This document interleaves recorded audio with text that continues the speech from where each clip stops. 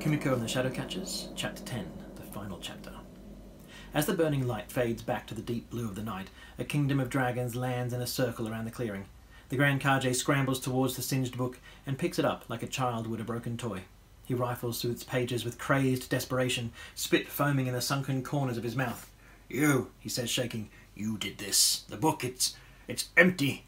But Tomodo stares at the Grand Kage so hard he stops as though his own shadow has been pinned to the ground. "Kumiko did not do this," Tomodo growls. "You did. All of you." He looks up at the field of people who look small and frightened by the surrounding dragons. They cluster like beetles on a sinking leaf as they realise there is no spell they can cast, no weapon they can wield. One cowering man near Tomodo whimpers, "Don't hurt us." Tomodo sighs. "We aren't here to hurt you. We came to free ourselves from you by destroying your Book of Shadows, but it seems your fear and greed has led you to destroy it yourselves. If you had ever bothered to ask any creature of magic, they would have told you that the earth is a thing more powerful than any of us. There is so much of it we cannot and should not know. Your book could never have held all of it inside." Tomodo pulls the book from the Grand Kage's hands and passes it to me. I feel the faintest heat still lingering on its pages. "You have no magic now," Tomodo continues, "and you will not have it again. Magic creatures will be wary of humans now. They will hide themselves and their shadows away where you cannot get to them. So long as you do not go looking for them, you will never have anything to fear. They don't wish to harm you. They only want what we all want, to be free. The only thing we ask of you is for you to live the lives you were meant to live, without taking the things that are not yours to take." One by one, the dragons around the Shadowcatchers turn and sweep back into the sky. I smile at them. The forest dragon, the dragon from Mount Fuji, the glowing blue dragon, and all the others I know.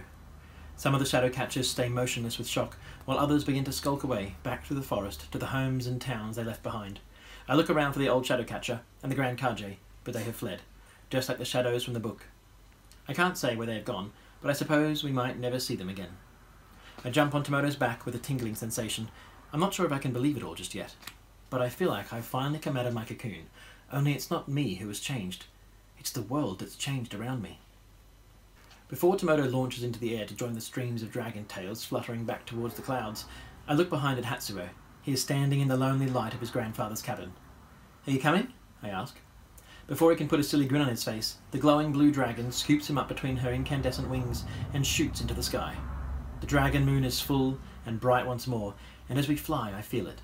It makes the dragons' bellies burn bright and their whiskers shine all the way to the dragon kingdom, high above the clouds.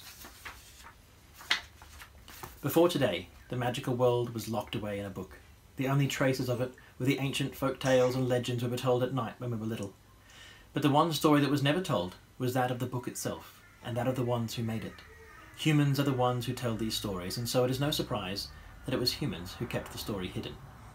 For the Shadowcatchers were human no matter what they tried to be. I don't know if people will ever hear about the Shadowcatchers, or the book whose pages are now as blank and quiet as fields of snow, but I do know one thing. Now that there's a little more magic in this world, the most unbelievable stories of all will probably become true.